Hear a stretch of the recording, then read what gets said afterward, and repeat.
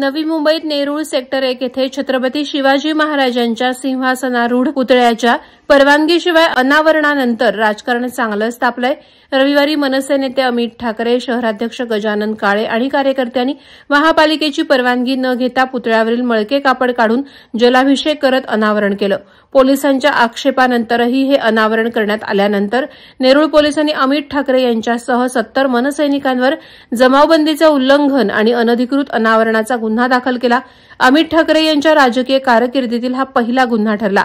महाराजांना मळक्या कापडात पाहून राहावे ना म्हणून हे केलं। माझा पहिला गुन्हा महाराजांसाठी असेल तर मला आनंद आहे, अशी प्रतिक्रिया अमित ठाकरे यांनी यावेळी दिली।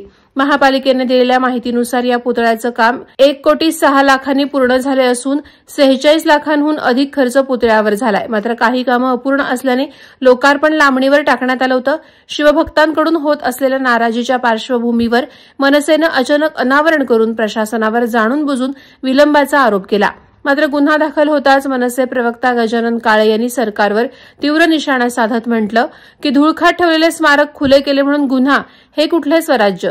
दादर येथील बंदिस्त कबूतरखाना उच्च न्यायालयाच्या आदेशानंतरही जैन समाजानं उघडल्याच्या प्रकरणात कारवाई का केली नाही, असा संताप त्यांनी व्यक्त केला। दोन्ही कृती सारख्या असताना वेगळा न्याय का, असा प्रश्न उपस्थित करत मनसेनं सरकारच्या दुटप्पी भूमिकेचा निषेध केला। या घडामोडींमुळे पुतळा प्रकरण नवी मुंबईत मोठ्या राजकीय संघर्षाचे रूप धारण करणार असल्याची चिन्ह दिसत आहेत।